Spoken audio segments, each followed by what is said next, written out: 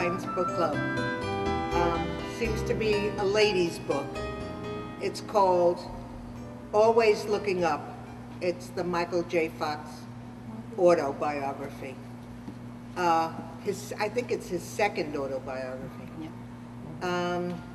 And, you know, I like him, so I know it's not great literature, but I enjoyed reading it.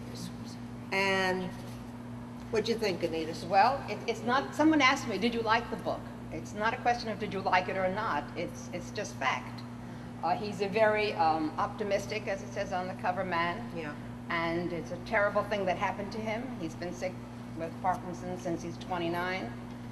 And when he describes it, you wonder how someone can really function in day-to-day living. Fortunately, he doesn't have to worry about paying the rent or taking care of his family, and that gives him the freedom to do a lot of things that perhaps someone else wouldn't do. He goes after the politicians, hoping that they will help pass the stem cell laws. He goes after people with a lot of money. He has collected over $200 million toward Parkinson's, and we're hoping that they do find something that can help these people, because they have no control over their bodies at all. There's nothing that can be helped, even though he has had brain surgery already. Mm-hmm. There is nothing that can help that motion and that movement. And that's Anita Schechter's take on Always Looking Up. We also have Norma Petgrave, Gloria McCluskey. Gloria McCluskey, and Barbara Hertel. So, Norma, well, what did you think? It was okay reading, quite okay reading. I was just so pained to follow his detailed description of his, even though symptomatology. He doesn't write for you to be sorry for him. No, not at all, not at all. But it was hard to listen to him having to sit on his hands in order to be quiet. And, you know, and talking about his dyskinesia. I've seen dyskinesia in other types of patients. Oh, that's right. And I in know, your other life, you in were my a other nurse. life, and I tell you, it could be horrible. But I also was just really finely impressed with how he was able to conduct himself in all these situations. And still does. And still does, you know, and that he was doing something so tremendously useful. Really, his foundation was really getting to the crux of stem cell research. Yeah, so important. You know, and that he got all these politicians to be involved, and, you know, was able to get to those who criticized him too in such a fine way. Yeah. I was impressed with it. Yeah, I am too. Gloria McCluskey, what'd you think of Michael J. Fox's book? Really, it brings you, I think, a more, for me, an admiration of him. Of course, we all know him, we watched him grow up, almost. But I thought it brought more of an admiration for the character he is and the ability that he has. And by the way, today is his 48th birthday. Is it really? So I thought it was very appropriate that we were going to be reviewing his book for today. He was 29 when he... Wow. Yeah. I've been with him a long time. Barbara, did you enjoy the read?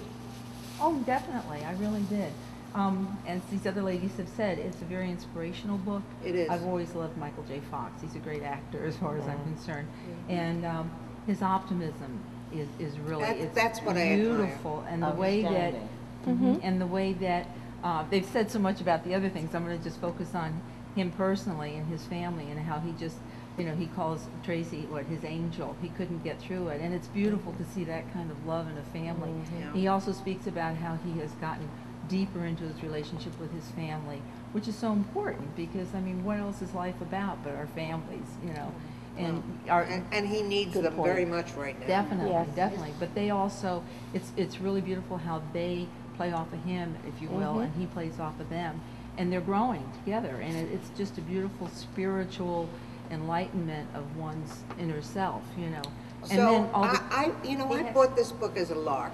I said, well, it's on the bestseller list, and we all know what he's been going through, but maybe people will enjoy reading it anyway, and I'm glad they all did. And the humor that he brings into this too. Well, because that's him. Well, Yeah. but that's so important Yeah. for dealing with this. He tells this little tale of sitting at his daughter's school, and the 6-, 7-year-old is talking to him and says to him, "Will you stop jumping around?" And he said he started to laugh, and finally he says, "Okay, I'm going to try." You know, it is what But he it is. made light But of he it. has He said made- also Right. that he has He gotten just- so much out of the different religions.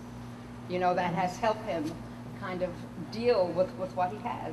Yeah, and he had people to go to, you know, when Christopher Reed was going through his problems, he went to him and said, "You started a foundation. How did you do it, and what did you do?" And so he learned from people. And from Muhammad Ali. Yeah. Right. He really Muhammad was Ali. impressed with him. I mean, Yeah. deeply impressed by him, you know, Yeah. and Dana Reed. And his how whole she spiritual handled life everything, grew yeah. out of this as Yeah. well. Really. His own depth increased. Well, he recently did that, it was sort of a documentary. Yeah, about this.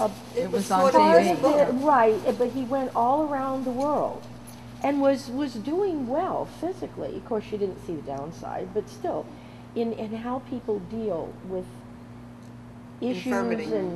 and how they deal with hope and optimism.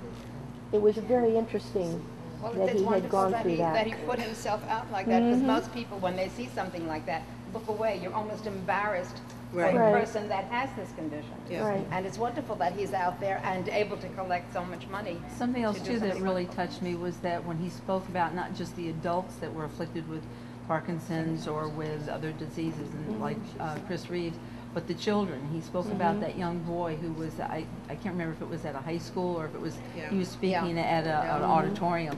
I think he was young, 11, You're 12 right. years old. Oh, And how yeah. Michael J. Fox was so moved by this young boy.